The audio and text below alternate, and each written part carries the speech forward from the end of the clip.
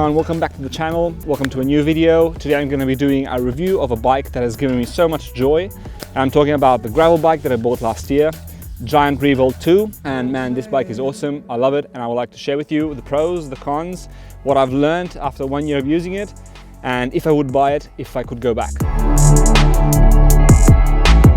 So the bike model is a Giant Revolt 2 from 2019 that I bought used here in Turin. What happened is there was a huge bike shortage. Nobody was receiving gravel bikes, so this was basically the only one I could find out, but I think I was very lucky to find it.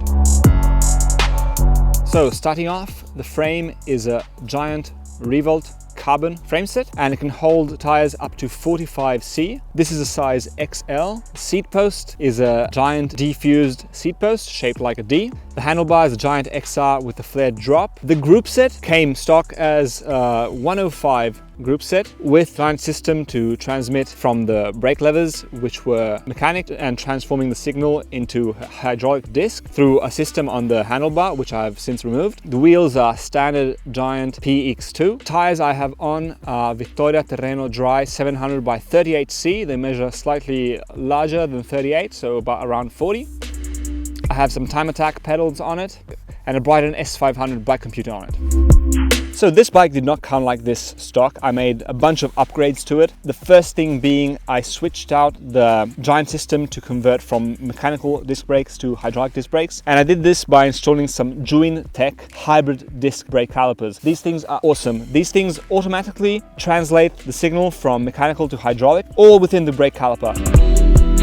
Second upgrade I made was to switch out the stock cassette, which was an 1134 I think, to an 1142. 1142 gives a greater gear choice, and for me, that I maybe like to climb a bit, I thought it was a good choice and I stand by it. I'm really glad that I did it. And I had to install a wolf tooth road link in order for the Shimano derailleur to reach the 42. Maybe I could have gotten away without the wolf tooth, but I just felt like, why not? If I want to stick a bigger cassette in, I did for some time. I put 1146 in the back, but with the double setup, it doesn't work that great. And talking about gearing, I chose to go with the 2x setup on the bike. I like having a lot of gearing options, and I like to have gears either to go on the flat fast or to climb, and I don't want to be limited by a 1x setup. What I did do though is I switched out the stock crankset, which was a Praxis Alba 3248, and I put in my trusty 105 Shimano with absolute black oval chainring subcompact 3046 in order to have like really small gearing, enabling me with my weak ass legs to climb whatever I want. I stand by my choice. I really like it. The one thing I am thinking about though is to get this on a 1x setup and trying to get an even bigger cassette.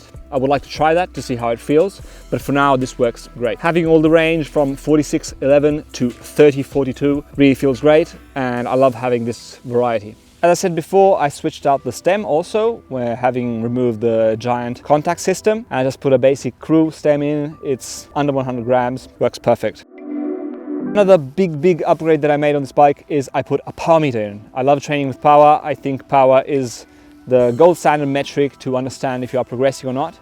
I chose to go with a crank-based power meter from 4eyes. There's a good balance between affordability, resistance, because it gets tossed a lot less than a pedal-based power meter. I can switch this between bikes with absolutely zero effort. Just 2 bolts to take it off and just slam it on another bike. And all my bikes have Shimano, so it's really easy. And the power meter segues into why I bought this bike. Why did I purchase this bike? I purchased this bike because I felt limited being able to train only on the road. What I realized from using a tri-bike a lot is that a lot of the training is actually steady power for a set amount of time. This, of course, is perfectly done on the road, but it can be absolutely done off-road as well, on a gravel bike. Because if you head out into a gravel road where there's nobody around, it's flat, or it's a slight incline and it's 5 kilometers long, you can do all the training that you need, all the power, all the intervals that you need, but with a gravel bike. So instead of being on the road in the middle of traffic, you can venture out into so many places that I personally hadn't ever seen.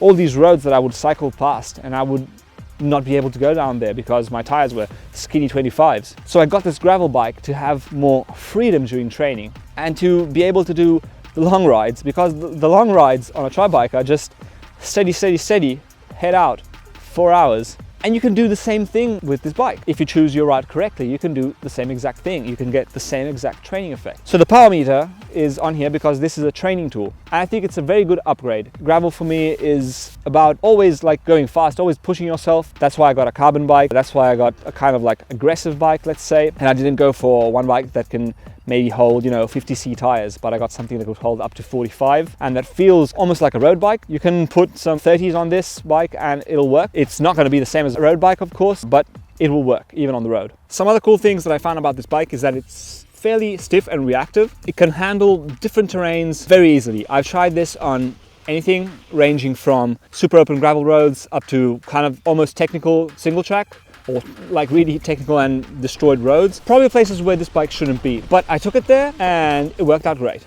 Another thing that I found is that this bike is not easy to start, like it's not easy to launch, but once it reaches a certain speed, like let's say above 30 kilometers per hour, when you're like on an open road, this bike just wants to go. It just wants to keep that speed with minimal effort, and it just cruises along. And another pro of this bike that I found is that it is very comfortable. It's a comfortable bike. You like feel really comfortable while you're riding it. And now for the cons. So the cons of this bike, the first con I can think of is the weight. This bike is heavy.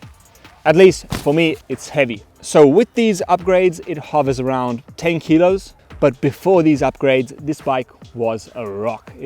I think it was at least 12 kilos, at least. To me, this is a really heavy bike. It is by no way comparable to a road bike. Another downside that I found is that it is pretty sluggish on the turns. So if you ride a road bike and then you switch back to this bike, it just takes a longer time to basically corner. That's it. So you've got to start a bit earlier and you can't make like sharp turns. It has to be like a wider radius. Another super downside to me is the defused seat post. The defused seat post, I don't understand why they put this in. I understand doing proprietary parts, but on a gravel bike that has, even they put in some things for bike packing.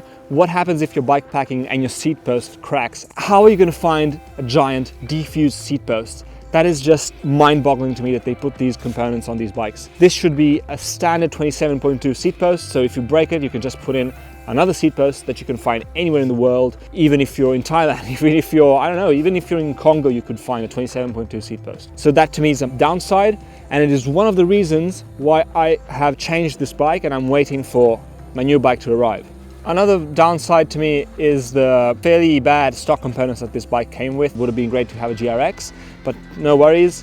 The newer versions of the Revolt Advanced 2 don't have this problem because they come with GRX, so that is a non-issue. Another downside that I found, but this is an error on my part, is I think the sizing, which is an XL, for me is slightly too big. If you go and see the chart from Giant, XL sits between 189 centimeters and 200. So I am 190, I'm just at the bottom end of that. Whereas L went up all the way up to 191 centimeters. So probably if I could go back, I would get a smaller size. All in all, I'm happy with this bike, but it is not my favorite bike of them all. And it comes to the question, would I recommend this to a friend of mine? Would I recommend this bike to a friend of mine? I don't know. It all depends on availability, on if you want it now, if you can find it. But I do like it. I'm stoked with it. I'm going to be using it a lot more until my new bike comes. I decided to upgrade and purchase a different bike that is going to be coming anytime soon. I actually bought it in August, but I'm still waiting on it. So it's been like 6 months at this point, and they keep on pushing the date in which it's going to arrive later and later. So I don't know how that's going to pan out, but hopefully sooner or later you're going to see another video review of another gravel bike that's an upgrade from this one. Fairly similar components, fairly similar kind of like philosophy, but it is going to be a new bike. So cheers! Thanks for watching the video. Hope it gave you an idea of what you can expect with the Giant Revolt carbon gravel bike. Please don't forget to like this video if you found it useful. Subscribe to the channel to keep in touch and to stay up to date with more health, fitness, sport, triathlon content. And I will catch you in the next video. Cheers.